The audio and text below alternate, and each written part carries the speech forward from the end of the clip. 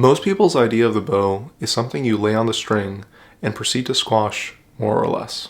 That's a quote from the book Modern Violin Playing by Grimson and Forsyth. And it's a quote that often comes to mind when I'm practicing. And it's a habit that I see a lot of other players have, even really talented ones. While it may seem logical to increase bow pressure by increasing weight on the bow through arm weight, this actually doesn't give you the ideal sound. Squashing your bow on the string may seem like a bit of an exaggeration, but the reality is that a lot of people tend to crush the bow a lot more than they realize. Ideally, you shouldn't be using brute force to increase bow pressure. Instead, you should be doing it through leverage. But before we get into more, I'm David. I've been playing the violin for over 20 years and teaching for over 10, and making tutorials online for over 8 years. I study the violin using the Dounis Method, and the goal of this method is to teach players how to play expressively while using a natural technique, like the great players did. If you were to ask someone, even a non-violinist, to imitate the motion of playing, what they would do would look something like this. You'll notice that when I did that, my arm weight didn't drop into the string, because naturally we want to keep our arm weight above the string when we play.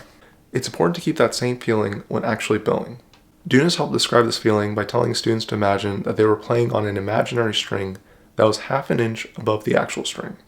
In other words, keep your arm weight half an inch above the string when playing. To get the feeling for this into your playing, try out this exercise. Start with your bow half an inch above the string level, and then push down on your right elbow with your left hand. As you do, resist the force by pushing up with your right elbow. When you do this, you should feel a little bit of tension between the two pushing against each other. Hold this for a few seconds and then release. Once you release, you should feel that your arm wants to go up in the air a bit because it feels weightless. That's the feeling you want to have in your arm all the time when playing. Then, only with your hand, approach the string. You should feel only that your hand is coming down to the string level. When doing this, you should feel that your hand is essentially pulling the sound out of the string, as opposed to pushing it into the string. That's the feeling you want to maintain when bowing.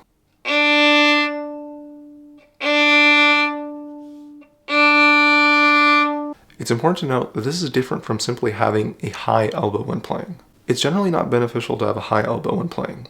And in fact, you want to actually keep your elbow low and keep it like that as you go throughout all parts of the bow. And in fact, you can have a high elbow and also be pushing the arm weight into the string at the same time. So this definitely isn't the same as simply just raising the height of your elbow. But more on that in another video. So, how can you actually increase your bow pressure without using arm weight? The first way is through pronation. Pronation is the inwards rotation of your hand and forearm. And it's a motion we do in order to get a comfortable bow hold, but also something that we can adjust in order to increase bow pressure. One exercise to teach you this feeling of pronation is to start with your hand at your side, and without moving your elbow from off your side, rotate your hand and forearm inwards. As you do, you should feel a stretch. And these are the muscles you want to use when pronating while playing. After doing that exercise, immediately bow on the string and feel the pronation muscles being activated. You should notice that you have a resonant, loud sound without it sounding forced. And an added benefit of pronation is that it will give you better bow control, especially when approaching the string. So the next question that might come to mind is, will you still be able to apply the maximum amount of bow pressure, the same amount that you would if you were to use arm weight? This is an exercise that will show you the answer to that. Start with your bow on the string without adding any pressure at all. Then, without doing anything else, just imagine that you're lifting the thumb up between the middle and index fingers of your bow hold. As you do this, the stick of the bow should come down to the hair. That's increasing the bow pressure. You should notice that it actually doesn't take very much effort at all to bring the stick all the way down to the hair. In other words, you're applying maximum bow pressure by only lifting the thumb. This further adds to the principle that you should get a resonant sound by lifting it out of the instrument, as opposed to pushing it out.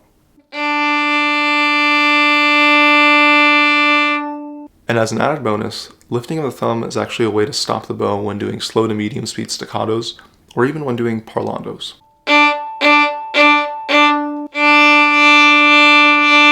Another concept to keep in mind when bowing, to make sure that you're not dropping the arm weight into the stick, is to feel that only your hand weight is on top of the bow.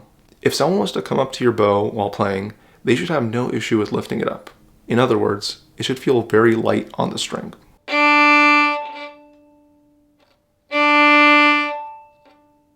One exercise to teach you this feeling that only the hand weight is on top of the string is this. Start with your bow on the string and hold it in place with your left hand. Then bring your right hand and touch it under the bow. Without moving anything on the arm, simply bring your right hand over the bow and place it into its normal place for the bow hold. Now you'll only have the hand weight on top of the bow.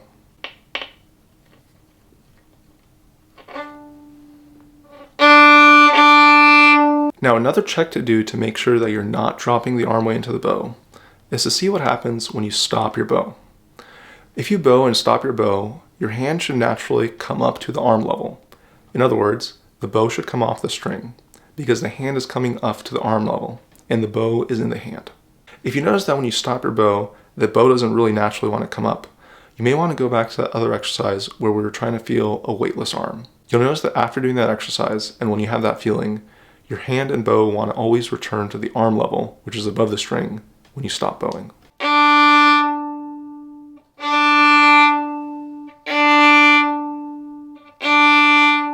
That's something you'll also notice in the great players when you watch them play.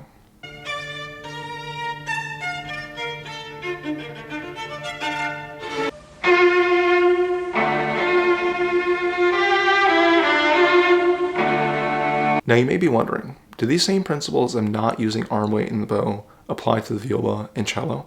Well, that quote that I actually found from the beginning of the book is a quote I originally found in this book called Notes from My Studies with D.C. Dounis by George Nykrug. And George Nykrug was a cellist who was Dounis's principal student. And even as a cellist, he put that quote in his book for a reason. While the instruments may be different in size, the principles of sound production are essentially always the same across the violin, viola, cello, and even bass. And the exercise for having a weightless arm is another one that he shared in this book.